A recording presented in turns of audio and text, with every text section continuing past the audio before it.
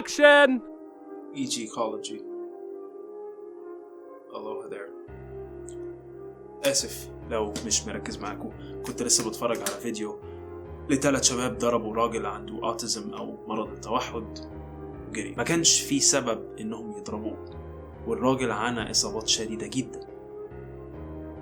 انا مش عارف لو هعرف اوريكم الفيديو ده ولا لا، بس الفيديوهات اللي زي دي للاسف مش المفروض تكون غريبه عليكم. تلاقي فيديو بينتشر على النت فيه موقف انت ما تصدقوش، ممكن يبقى فيديو الراجل بيضرب مراته، ممكن يبقى فيديو الضباط بيضربوا حد في الشارع، ممكن يبقى فيديو الانسان بيعذب حيوان. وللاسف يعني النت مكان سهل قوي ان ينتشر فيه فيديوهات زي دي. ومع الفيديوهات دي في سؤال بيطرح نفسه عن البشر. لو انا مثلا قلت لك وانت قاعد كده انا هديك الشيء الفلاني في اليوم، وحضرتك تقعد قدام باب محل في وسط البلد اسمه Ecology، وكل ما حد يقرب من باب المحل ده تضربه ضرب مبرح، ترحموش، تنفخ. احنا يا اخي شركة بنحاول نحافظ على اسرار صناعة المحتوى، ان محتوانا يستحق خضاع رواد. هتوافق؟ على الاغلب امل يعني انك دلوقتي بتقول لا. طب لو قلت لك تقبض بالدولار؟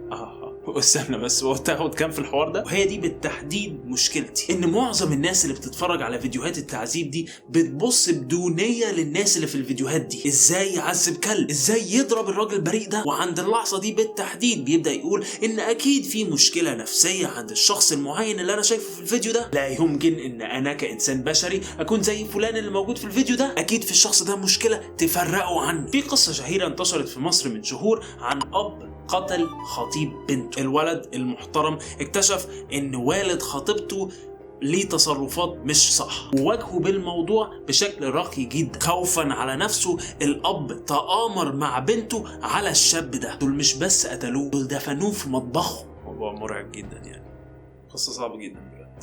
الكارثة هنا هي انعدام الإنسانية. إزاي واحدة المفروض بتحب واحد وأبوها يرتكبوا جريمة زي دي؟ أنت احتمال تكون فاكر إن دي قصة، بس ادخل اقرا. ولما بتسمع قصة زي دي مش بتبدأ تشك في الناس المعينة دي، بس فينا كبشرية. إيه اللي ممكن يدفع إنسان إنه يعذب أو يقتل حد؟ أنا وإنتوا بشر زي البشر اللي في القصص دي. وفكرة إن واحد مننا يمسك حد يعذبه أو يقتله فكرة مش المفروض تكون جذابة. ولو يعني جذابة ليك، روح شوف دكتور. انا مش هقول لحد، بس انت روح شوف دكتور يعني. فازاي في بشر زينا ممكن يعملوا حاجات زي دي؟ ازاي؟ لا ازاي؟ لو انتوا دمكم محروق زي كده، حب اقول لكم ان كان في دكتور علم نفس كان محروق اكتر مننا. رحبوا معايا بدكتور فيليب زمباردو. دكتور زمباردو كان عنده مشكله، كان شايف ان في سجون فيها مساجين وفيها حراس، بس ما كانش مصدق طريقه تعامل الحراس مع المساجين. ازاي الحراس اللي هم بشر بيهينوا المساجين بالشكل ده، وازاي المساجين ساكتين او مش معترضين. فقرر زمباردو انه يعمل اختبار يحاول يدرس بيه الموضوع. ومهم اقول في اول الاختبار ان الاختبار ده مش لذوي القلوب الرقيقه. زمباردو عمل اعلان وتقدم اكتر من 70 راجل للاختبار، بس في اختبار زي ده ما كانش مثلا ينفع يختار حد عنده مشاكل نفسيه. فكره الاختبار هم انهم كانوا عايزين يفهموا تصرفات المواطن الوسطي البسيط. فبعد اختبارات وفحوصات شديده اختاروا 24 من ال70 اللي كانوا متقدمين. ال 24 شخص اللي اختيروا دول كانوا شخصيات عاديه بشكل مبالغ فيه، زي كده مثلا عاطف في فيلم الناصر. لا عاطف ده غبي جدا. صلاح اقعد، انا ابو صلاح منور، شوف لك حته اقعد فيها. شخصيات عاديه جدا لا تتخيلها، شخصيات ما فيهاش اي تضاريس، ما فيهاش اي حاجه مختلفه، ما فيهاش اي مشاكل نفسيه. وال 24 راجل دول كانوا طلبه جامعيه يتراوح سنهم ما بين 17 ل 25 سنه، شباب زيي وزي بعضكم. تحيه للناس الكبيره والناس الصغيره اللي بتتفرج علينا، شكرا. بشكل عشوائي قسموا الطلبه دول لمجموعتين، مجموعه حراس ومجموعه مساجين. وتحضيرا للاختبار عملوا حاجه زي سجن في قابو جامعه ستانفورد الامريكيه. الامريكيه. السجن كان عباره عن غرف عليها قضبان في طرقه وحيده في مكان ما فيهوش اي نوافذ او اي حاجه. المساجين كان بيتم اخذهم من بيوتهم ويجيبوهم للسجن الافتراضي اللي فيه الحراس ده، واول ما بيدخلوا الحراس كانوا بيقلعوا المساجين كل هدوم ويبداوا يتريقوا عليهم ويهنوهم كنوع من انواع التعامل في السجون. بعد كده كان بيلبسوهم لبس الستات ويربطوا السلسله في رجلهم. فكره الهدوم النسائيه كانت ان زيمباردو كان عايزهم يحسوا بالاهانه زي مساجين حقيقيين، وفكره السلسله كانت لاقناعهم انهم فعلا مقهورين. والمساجين ما كانش ليهم اسم، كانوا عباره عن ارقام. المسجون رقم 916 مثلا. والفكره ان الحراس لم يتم تدريبهم على الحراسه، بمعنى اصح دول كانوا شباب عادي جدا ليهم كامل الحريه يتصرفوا كما يشاء. وده كان مهم جدا عشان يشوفوا الناس اللي زي دي هتتصرف ازاي في الموقف ده. الحراس كانوا لابسين لبس رسمي وكل واحد فيهم عنده مضرب، وبكده تحضير الاختبار كله اتعمل. المفروض المساجين والحراس يبداوا يتقمصوا ادوارهم. من 24 واحد اخدوا 9 مساجين و9 حراس والباقي كانوا احتياطي. من اول يوم في الاختبار والحراس كانوا بيصحوا المساجين في نص الليل. لما المساجين كانوا بتتصرف بشكل مش عاجب الحراس كانوا بيأمروهم انهم يعملوا تمارين ضغط. بس بشكل عام اول يوم كان قشطه، كان عادي. المساجين كانوا بيقوموا بادوارهم كمساجين والحراس كانوا بيقوموا بادوارهم كحراس. بس صباح اليوم الثاني المساجين بدأت تثور. المساجين قطعوا هدومهم وقفلوا على نفسهم الاوض وبدأوا يشتموا الحراس. وعند اللحظه دي رد فعل الحراس كان لا يصدق. اولا طلبوا دعم من 3 حراس احتياطي وعملوا خطه لردع الثوره دي. مسكوا طفايات الحريق وكانوا بيستخدموها على المساجين عشان يبعدوهم عن الباب، واول ما بيبعدوا يدخلوا عليهم الاوض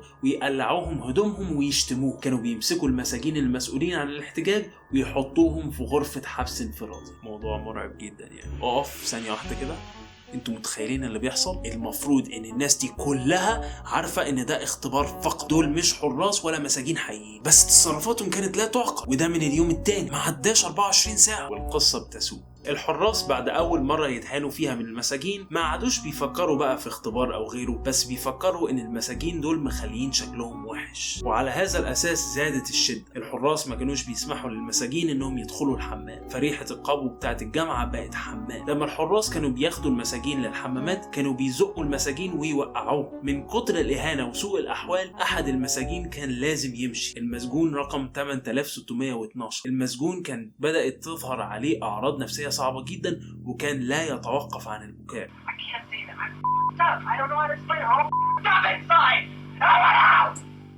وقفوا الاختبار، وقفوه. الناس اللي في الاختبار دي فعلا بتتعذب. الكارثه ان دكتور علم النفس زيمباردو كان هو نفسه بدا يقتنع انه مسؤول سجن. كانش مصدق المساجين اللي بتعيط وعايزه تمشي. من كتر ما المشاركين في الاختبار كانوا متعايشين في ادوارهم نسيوا ان ده اختبار في علم النفس. في اليوم الرابع حصلت حاجه في منتهى الغرابه. المسجون رقم 819 كان بدا يتعب، ومن كتر تعبه كان عايز يمشي. واول ما جم يمشوا الحراس وقفوا بقيه المساجين وخلوهم يهتفوا بصوت عالي. المسجون رقم 819 مسجون جبان. المسجون رقم 819 مسجون جبان. دخلوا على المسجون ولقوه في بحر من البكاء. على اليوم الخامس كانت أدوار المساجين والحراس اتثبتت. الحراس كان بعضهم قاسي وبعضهم عادي. المساجين ساكتين صامتين وممتنعين عن الكلام. خوفا من الحراس المساجين كانوا بيشتموا بعض. الاختبار كان قلب جد، قلب لدرجة ان الاختبار اللي المفروض كان يقعد اسبوعين اتوقف بعد 5 أيام. انا مش عارف اقول لكم ايه. شباب زيي وزيكم، لا دول شباب عادية خالص عذبوا ناس ما يعرفوهمش فقط عشان لبسوا لبس حراس. هتقولي دلوقتي انك طبعا مش زيهم، بس هقولك ان كلهم كانوا ندمانين بعد ما قلعوا لبس الحراس وما كانوش مصدقين اللي عملوه. الاختبار مش محتاج توضيح او نقاش مني، اعتقد هو واضح بالنسبة لكم زي ما هو واضح بالنسبة لي. البشر فعلا يقدروا يهينوا ويعذبوا ويقتلوا ناس تانية لو اتخلق مناخ مناسب يشجع على الغلط. توقع اي حاجة من البشر. انت قيمك بتسقط امام دورك في كيان او مؤسسة معينة، ولو سلطتك هتتأثر قيمك دي هتترمي من الشباك حتى لو انت مشارك في اختبار مش حقيقي. انا عايزك كده تسمع معايا. دي اصوات ناس بتتعذب وبتتهان. لو انت اللي بتعذبهم هتقدر تكمل؟ انا مش عايز اعرف اجابتك، بس عايزك انت تفتكر اجابتك دي بعد يوم او شهر او سنة لما انت هتكون بتهين حد وانت مش واخد بالك. معاك. الحلقة دي مش بس بتوري طبيعة البشر، بس حجة عليك وعليكي. ما تخليش أي حاجة تنسيك قيمك ومبادئك، لأنك من غيرها هيكون عندك استعداد تعمل كوارث وانت مش واخد بالك. وكالعادة لازم ننور. Peace out. God. برضو عندنا اكاونت بتاع باتريون، فلو عايزين تساعدونا ان احنا نمنع اختبارات زي الاختبارات اللي انتوا سمعتوا عنها في الحلقه دي انها تحصل تاني، تدعمونا هناك. واحنا بنحيي ونحب الناس اللي بتدعمنا هناك. ولو انتوا مش عايزين تعملوا كده طبعا براحتكم، لكن اللايك والشير ده الزامي طبعا للاسف. الحل ده تضربوا ضرب مربح. كلت النهارده شويه بيتزا يستاهلوا بقك يا مصطفى. مصوراتي كان معايا طبعا تنفخوا. طبعا الكاربس مهمه لانها بتساعد على بناء العضلات. كناهم احنا شركه تافهه بتحاول.